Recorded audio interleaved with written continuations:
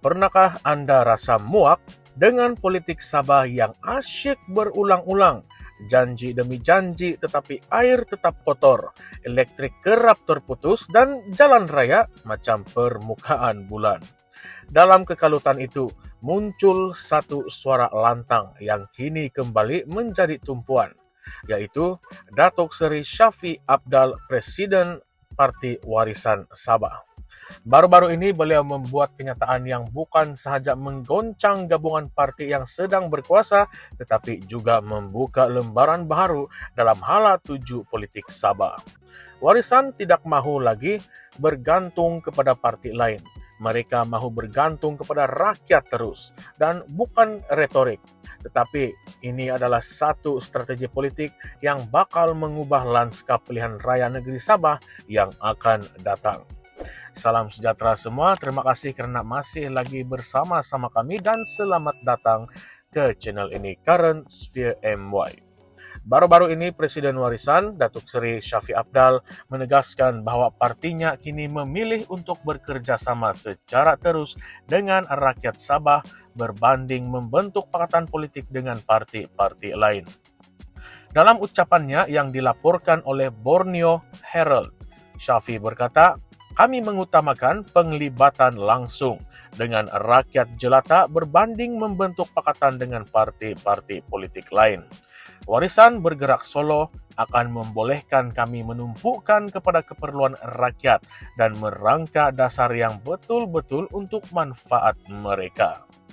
Tambah beliau, bergabung dengan parti lain seringkali memerlukan kompromi yang akhirnya melemahkan dasar yang dirancang untuk rakyat.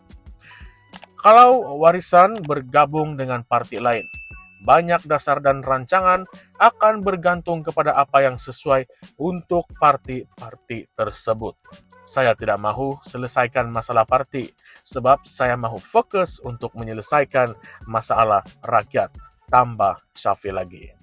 Shafie Apdal turut mengimbau kembali pengalaman dalam gabungan Pakatan Harapan, di mana akhirnya Pakatan Harapan memilih untuk bekerja sama dengan Gabungan Rakyat Sabah GRS. Suatu perkembangan yang mengejutkan bagi ramai rakyat Sabah yang dahagakan alternatif tulen. Lihat apa yang berlaku. Kita pernah bersama Pakatan Harapan, tetapi hari ini mereka bergabung dengan GRS. Apa yang kita perlukan ialah pakatan langsung dengan pengundi. Kita dengar suara mereka terus. Nah, itulah yang dikatakan oleh Shafie Apdal. Apa kata Anda?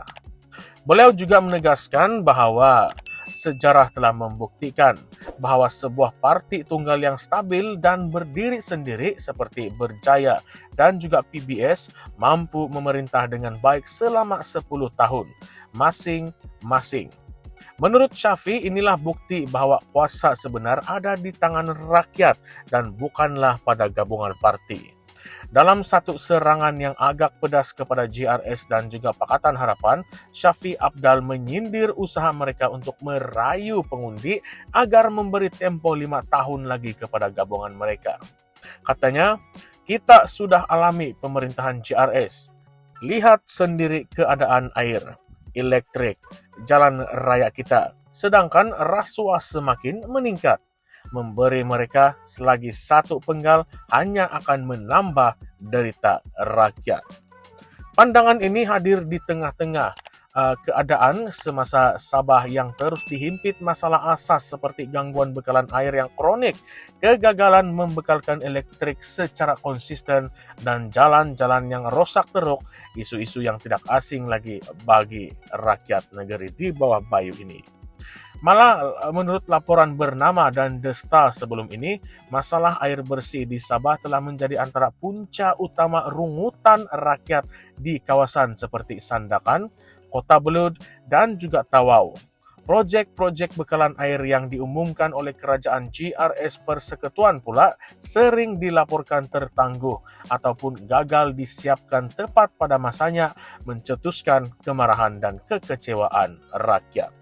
Lebih menarik lagi, warisan kini dikatakan sedang menikmati lonjakan sokongan daripada pelbagai lapisan masyarakat termasuklah bumi putra Muslim, bumi putra bukan Islam, dan juga masyarakat Cina. Ini menandakan kebangkitan semula parti itu dalam usaha menawan semula tampuk pemerintahan negeri. Warisan sebelum ini kehilangan kuasa dalam pilihan raya negeri 2020 apabila GRS yang ditunjangi oleh Parti Gagasan Rakyat Sabah bersatu dan sekutunya berjaya membentuk kerajaan negeri dengan majoriti tipis.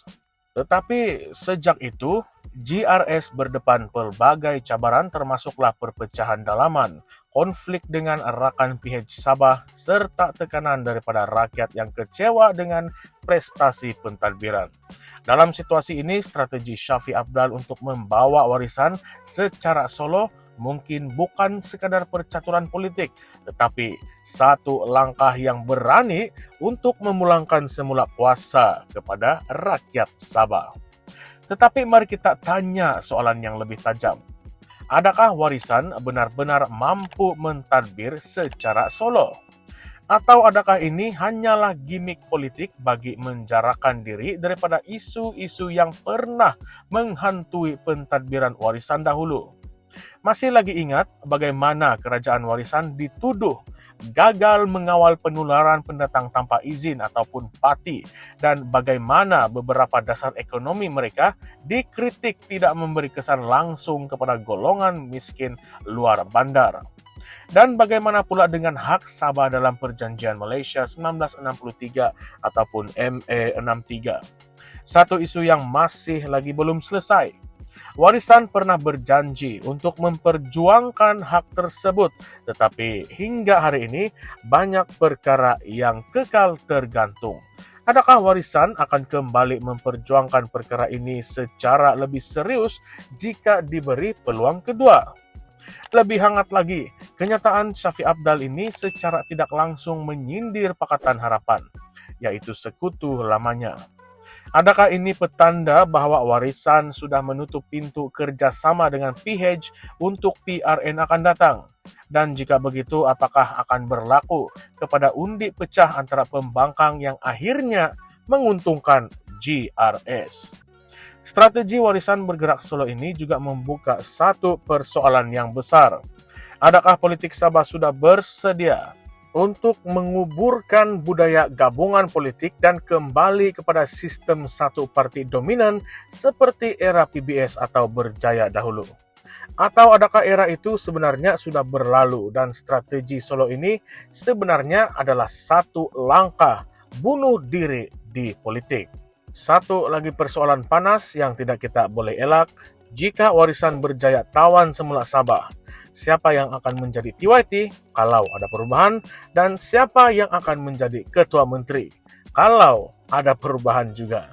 Memang kita tahu kalau warisan menang, mungkinlah Shafie Apdal akan naik, tetapi siapa tahu ada strategi lain di sebalik semua ini.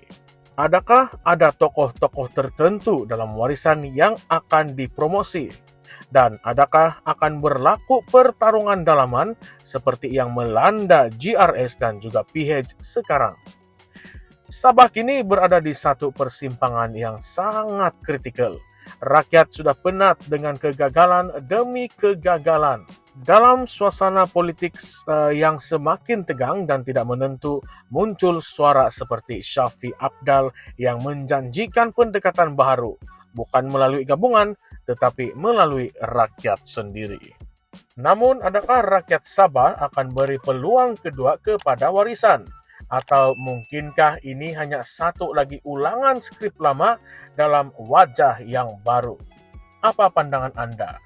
Adakah strategi warisan ini genius ataupun sekadar gimik politik untuk mendapatkan simpati? Kongsikan pendapat Anda di ruangan komen di bawah dan jangan lupa like, share, dan subscribe ke channel ini Karons VMY untuk lebih banyak pendedahan politik Sabah yang tidak disaring. Baiklah semua sahabat-sahabat, salam sejahtera, salam perjuangan, dan salam reformasi. Sekian sahaja, terima kasih.